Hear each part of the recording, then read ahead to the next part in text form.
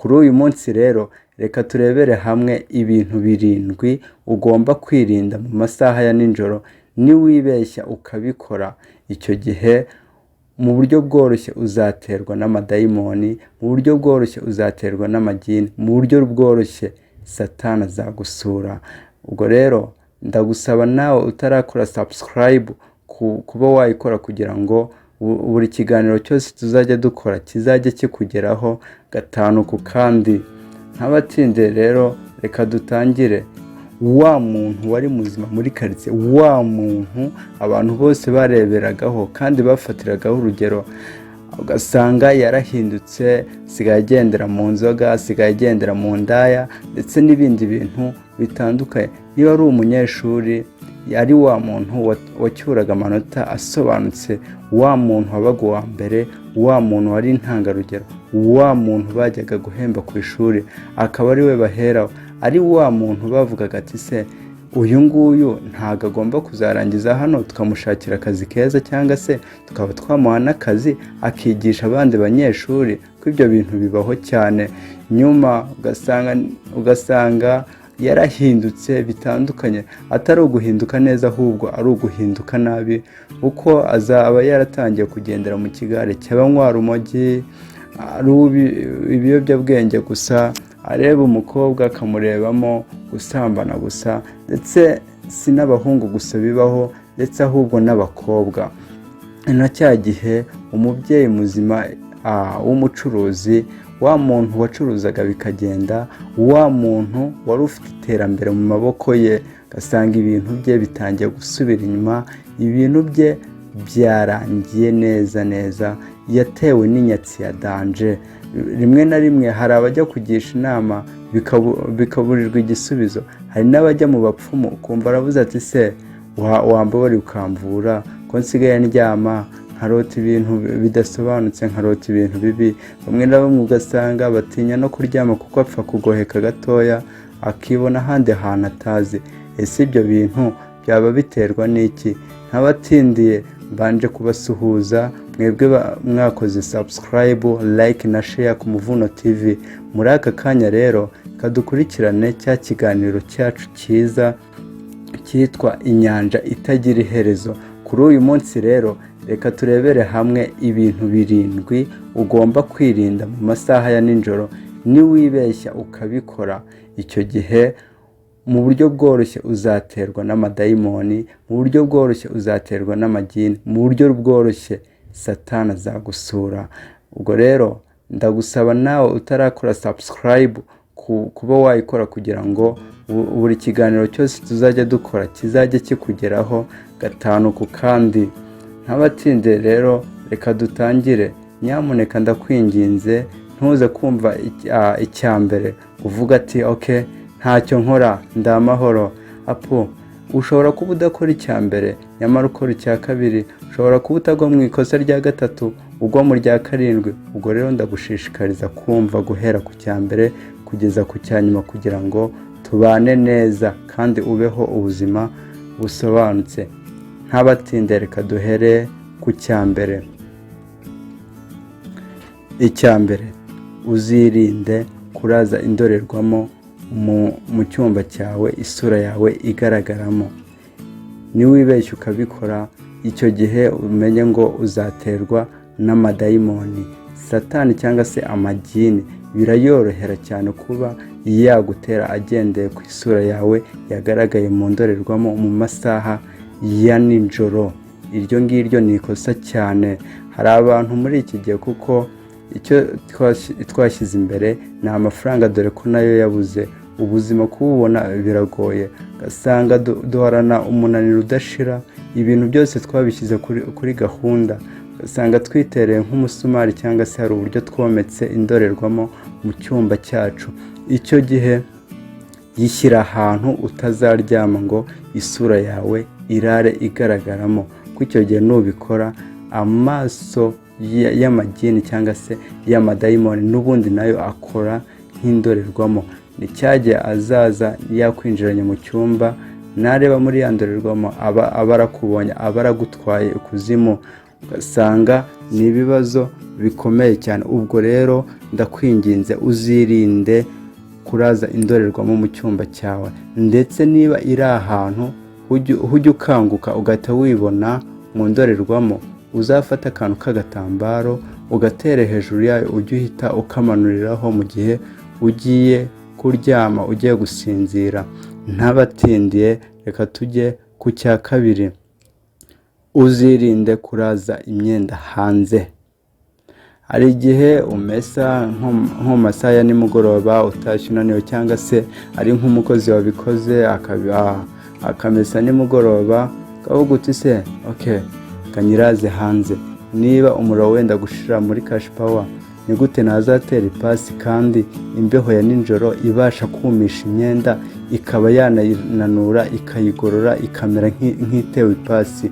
Ukavuga uti se ko mfite umuzamu cyangwa se nkaba mfite imbwa, nta n'ibisambo bigera mu ikaritsiye y'iwacu, ariko se niba hatagera ibisambo koko, n'amadayimoni na satani urara agenda, abazimu barara bagenda, ntago bahagera? Icyo gihe uzirinde kuraza imyenda hanze, kuko ni ikosa rikomeye cyane. Reka ntabatindiye tujye ku cya gatatu. Uzirinde kwandika izina ryawe n'ikaramu itukura, cyangwa se n'ikintu cyose gifite ibara ry'umutuku.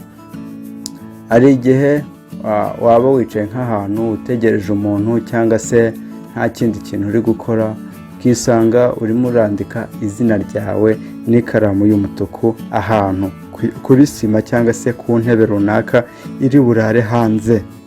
Iryo ni ikosa cyane, ni ikosa rikomeye. Turabizi neza ko ikaramu y'umutuku cyangwa se ibara ry'umutuku ryandikisha izina ry'umuntu witabye Imana, cyangwa se umuntu wapfuye. Icyo gihe rero nubikora, cyane cyane mu masaha ya nijoro, hari ikimenyetso, hari sinye uzaba utanze kwa satani, hari uburyo uzaba witanzemo mu buryo utazi, utanasobanutse. Ntabatindiye rero, reka tujye ku cya kane. Uzirinde kuvugiriza mu masaha ya nijoro. Nk'uko tugira uburyo bwinshi bw'itumanaho nk'abantu, urugero niba ari abantu batavuga, hari uburyo bw'itumanaho bwigishwa bwo gukoresha ibice by'umubiri, cyane cyane amaboko. Niba ari abantu bavuga, ni uguhamagarana, ni ukuvuga amagambo atandukanye, ndetse n'abana batoya bavutse banabizi, kuko bagira uburyo bwabo bw'itumanaho bwo kurira. Umwana ushonje azarira umenye ko ashonje, ko akeneye kuba yakonka, cyangwa se ko akeneye kurya. Umwana ufite ibitotsi afite uburyo atumanaho, ndetse n'ibindi bitandukanye. Ubwo rero abadayimoni nabo, amagini nayo, uburyo bwayo atumanaho ni ukuvugiriza, niyo kominikasiyo, nibwo buryo acishamo kugira ngo avugirize. Utazisanga uri nk'ahantu hatuje nijoro, cyangwa se mu ishyamba mu masaha ya nijoro cyangwa ya nimugoroba, ukumva hirya ikintu kiravugirira. Ntago ari ukuvuga ngo hazaba hari abashumba cyangwa se abantu, ari igihe aba ari amagini. Ubwo rero uzirinde kuvugiriza nijoro, kuko icyo gihe n'uvugiriza uzaba werekanye yuko, uzaba weretse amagini ko hafi aho ngaho hari mwene wabo uyakeneye. Ubwo rero azaza agusura mu masaha ya nijoro, kuko azaba asa nk'asanze mwene wabo. Abatinde, reka tujye ku kibazo cya gatanu, ku kintu cya gatanu ugomba kwirinda. Ikosa rya gatanu naryo rijya kumera nk'irya kane. Uzirinde kuvuza ifirimbi. Abantu byibuze bemerewe kuvuza amafirimbi mu masaha ya nijoro ni abapolisi. Ese nkawe urayivuza kugira ngo bigende gute?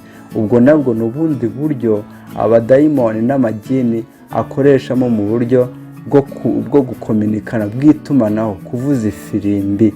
Ndetse hari igihe abana baba bazikinisha mu masaha ya nijoro. Uzirinde kuyinywa niba uzi yuko yayivuza. Icyo gihe mutazaterwa n'amadayimoni, mutazaterwa na satani ikarara mu nzu yanyu, ikarara iwanyu, ugasanga ni cya gihe mwibanira nayo, ahubwo ibimenyetso bikagaragara nyuma, mukazisama mwasandaye. Ntabatinde, murabizi ko ntakunda gutinda cyane. Tujye ku ikosa rya gatandatu ugomba kwirinda. Uzirinde kuraza isakoshi cyangwa se agakapu hasi. hari igihe uva mu kazi unaniwe cyangwa se mu bukwe cyangwa se ahandi hantu ugwa agacubo ugahita utereka hasi kuri sima. Iryo ni ikosa. Shaka ahantu ho waba watereka icyo gikapu cyawe cyangwa se iyo sakoshi yawe, wayitereka hejuru ya varize. Niba ariyo kumanikwa ukaba wayimanika. Ibyo ngibyo uzabyirinde cyane. Ibyo ngibyo ni ikosa rikomeye cyane, uzabyirinde kuko icyo gihe iyo abadayimoni bari kuzamuka mu masaha ya nijoro bazamukira baca muri ka gakapu, ugasanga ibintu birimo nibyo bigiweho n'umuvumo, bigiweho n'ibintu by'imikoshi. Mu Giswahili bavuga mikoshi. Icyo gihe uzabyirinde kuba waraza igikapu hasi cyangwa se isakoshi hasi irimo ibintu byawe by'umumaro, cyane cyane amafaranga utazasanga waratewe n'inyatsi cyangwa se n'ibindi bibazo ukagira ngo ni iki, ngo ni irindi kosa wakoze ari ibyo ngibyo. Usanga uri kubeshyera umuntu wo muturanye ngo yarakuroze cyangwa ibiki. Ishwi niwo wabikoze, niwo wabyikururiye. N'abatindiye reka tujye ku ikosa rya nyuma abantu benshi bakunda gukora. Hari igihe utaha unaniwe ukarya ugakora iki ugahita uryama. Icyo gihe uzirinde kuryama udasenze, ujye wibuka usenge. Nk'uko dufite uburyo tuganiramo, dufite uburyo bw'itumanaho bwacu hagati y'abantu, n'amadayimoni akagira uburyo atumanaho hagati yacu n'umuremyi wacu n'Imana yacu. Gutumanaho kwacu ni mu isengesho, ni ugusenga. Uwiteka akaza akararana natwe, akabana natwe, akaturinda ndetse akazanabana natwe igihe cyose tumukene. Ubwo rero byibuze ujye wicara utekereze ku magambo y'Imana, umedite, usenge ndetse n'ibindi byinshi. Murakoze cyane, mwari kumwe na Ken Chris nk'ibisanzwe. Mugire igicamunsi cyiza, ndabakunda cyane.